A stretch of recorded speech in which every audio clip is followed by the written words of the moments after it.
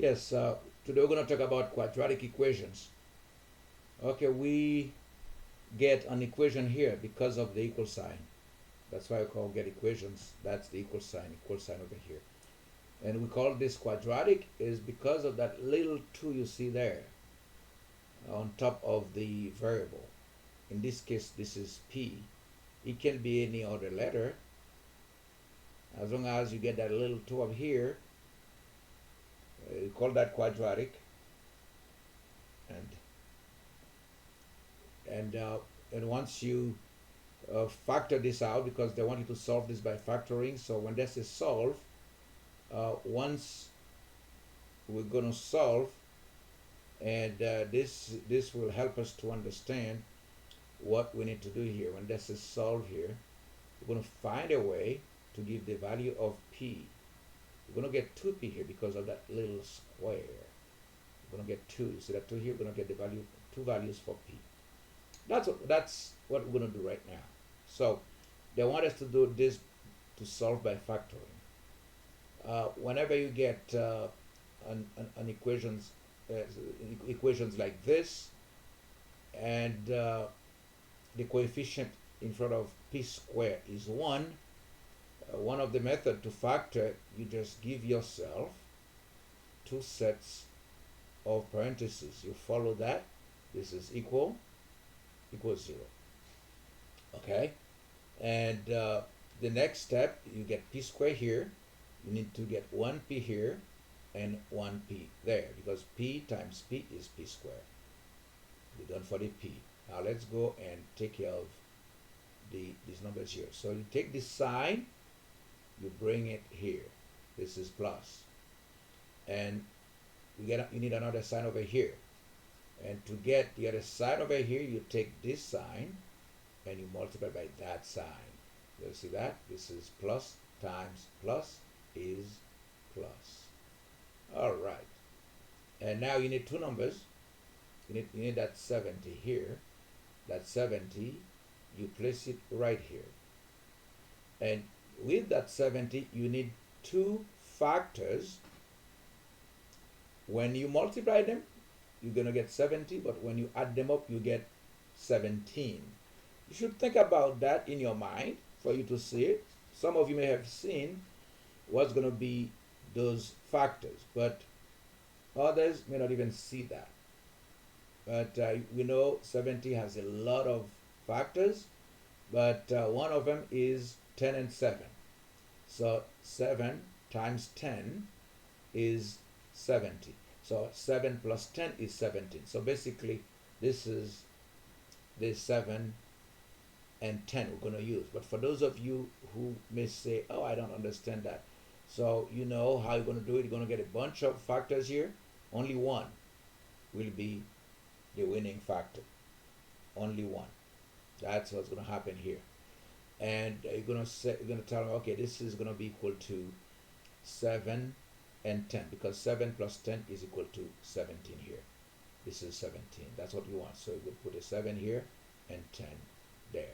You could have put 10 in front as well. 10 and 7 on the inside. So then equals 0. So now you get 2 factors equals 0. And whenever you get a times b is equal to 0, okay, one of the 2 things can happen. Either a is equal to 0 or b is equal to 0. We're going to follow this principle and put it right here. If p plus 7 factor p plus 10 is equal to 0, either this one is equal to 0, so I'm going to write here p plus 7 equals 0 according to this information over here on the right, or the other one, p, I'm going to put this one here, p plus 10 equals 0. All right. And the last step, you're going to solve for each one. We're going to solve for p plus 7. So we subtract 7 on both sides of the equation. So this is equal to 0, right? 7 minus 7 is 0. You would bring down the p here. So you get p is equal to 0 minus 7 plus 0, that's minus 7. So you get, this is the value for the first p. P is equal to minus 7. So now let's go solve for this one. This is minus 10, okay? So this is equal to 0, and we get that. So bring down that p, we get p here is equal to minus 10. And this is equal to 0. P is equal to minus 10 as well. So let's go back. It says solve by factoring. Oh, you have solved. Because once you solved, so you just find values for P. And these are your answers for this problem, because I want you to solve by factoring. So you have factored and you solve. That's how you answer the question. So next, we get this one here, solve by factoring, another type. In this case, the number in front of x squared is not equal to 1, because over here, the number in front of p was equal to 1. You see that there's 1p here. When it's 1, like this, you could readily do it like that here. But over here, you get 12. You get 12. So if you call this A, 12 is A, you get 1 for B. This is B, and negative 1 for C. You see, this is not 12x squared is A. This is A. That's the 12 here. This is A, and this 1 here is B, and this minus 1 is C. So equals 0. So we need to do something a little different here. Because why do I put A, B, and C? Because the standard form of these types of equation is ax squared plus bx plus c is equal to 0. So you can see that A, still the x squared, that x squared here. X, you get this, that's x over here, and c, you get this c over here. So you don't take the value for x squared. So A is the number in front of x squared. Okay, this is the format here. So we need to solve this by factoring. So what we need to do here, and let's take that number, that expression, which is 12x squared plus 1x minus 1 equals 0. What you need to do when A is more than 1, you take A and you multiply with C. Okay, A times C. You take 12 times negative 1. And as I'm multiplying those two, this is multiplication. All right, that's multiplication. So what I'm doing here is A times C. You see that? So A times C is 12 times negative 1. This is equal to 12 times negative 1. So this is equal to negative 12. All right, that's negative 12. You see that 12? I'm going to take it and get the factors of negative 12. The factor of that. So the factors I'm going to get, when I add them up, I should get plus 1. What are they? We get 1 times 12. We get 2 times 6. We get 3 times 4. So either way I take care of those gives me 12. But hey, we need to manipulate those factors to get negative 12. Okay, that sign here, we can manipulate those numbers here to get negative 12. So now let's go play with those numbers to see which one gives us plus 1 over here. This is what we want. We want that. This is what we are going to split. Okay, that's plus 1. So what are the factors here? When I add them up or subtract them, I get plus 1. Oh, if you take a look at this, if you tell me it's the last one, which is 3 and 4, I would agree with you. But we need to manipulate those those numbers to know where the negative sign is, because remember this is negative 12. So basically it is minus 3. Minus 3 times positive 4, that's negative 12. But 4 minus 3 is positive 1. Okay. Guys, what we are going to do, we are going to split this 1x through those two, to the light of those two factors here. So we agree that 1x is equal to 4x minus 3x. You see, I don't get 4x and 3x from thin air. It's right here. So this is what I'm going to replace 1x. Minus 3x plus 4x, which will be equal to 1x over here. So I'm going to rewrite this in 12.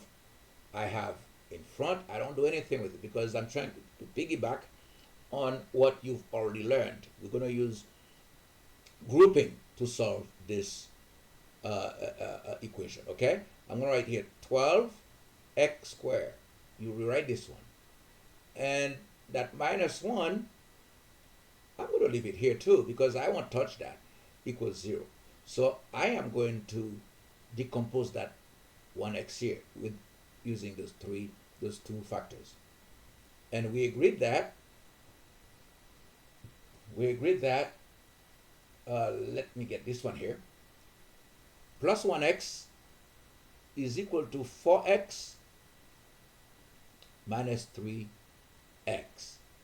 There you go. You see, I have split that 1x into those factors I have here from minus 12. Okay? So now let's use grouping to solve our equation. Okay? Let's go and use grouping. Let's group the first two. Remember the last problem we did? We grouped this, the first two, and we group the last two. But once we do this, we get a negative sign out. This sign changes. Okay? We got it out. The sign changed. And remember, whatever we get on this side here, we should get the same on this side over there. All right. Let me make this a little cleaner. Cleaner. Okay. So the first one, I got it here. And the second one is going to be 3x minus 1. Okay. So now what are we going to do? But remember, we get the plus sign here. Because once we put the parentheses, the sign changes. Let's get the GCF of 12x squared and 4x. We know, let's go for the numbers first. 12 and 4. That's 4. That's for the number. But what is left? We get x squared and x. That's 4x. And you open the parentheses. So basically, we are dividing by the GCF, 4x here and 4x there. So we are dividing by all that, by 4x. So once we do this, we get 3x plus 1.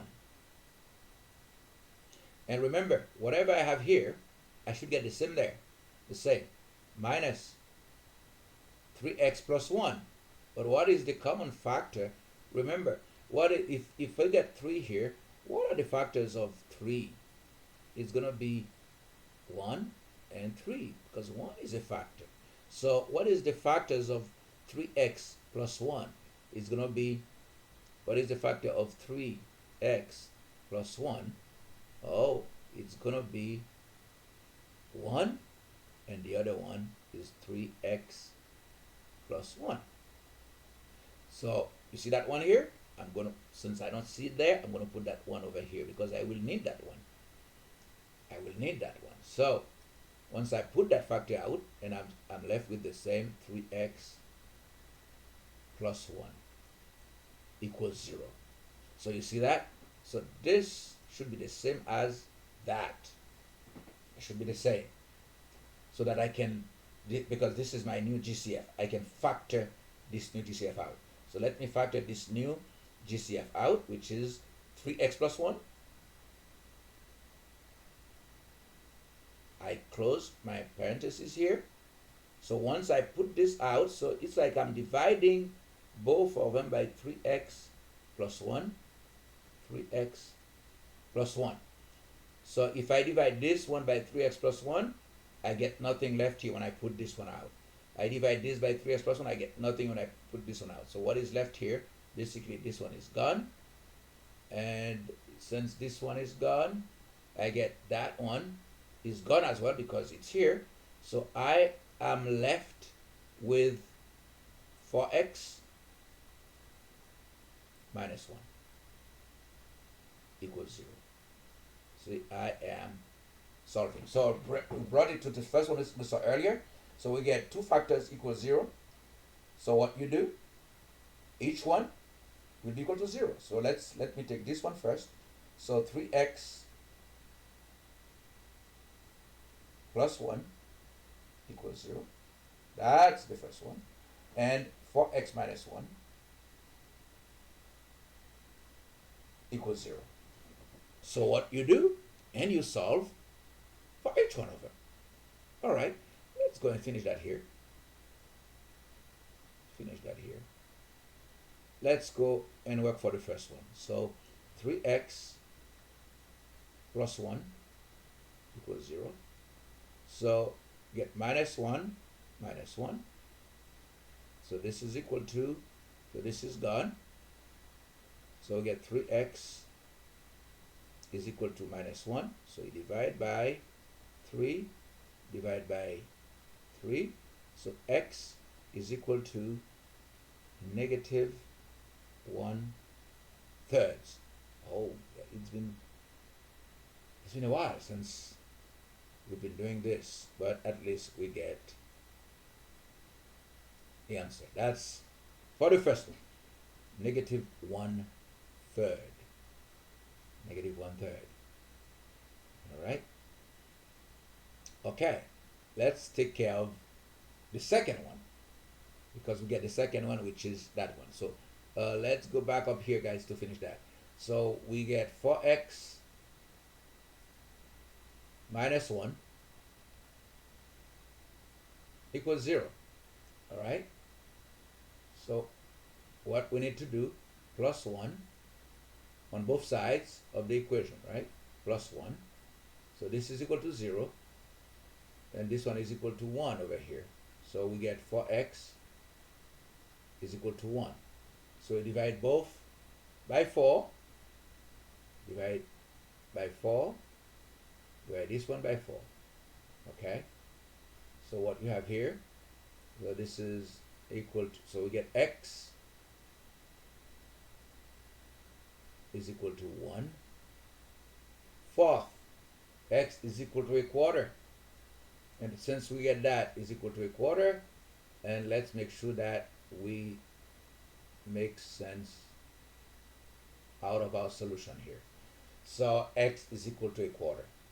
I'll get the first one, x is equal to negative 1/3, and x is equal to 1/4.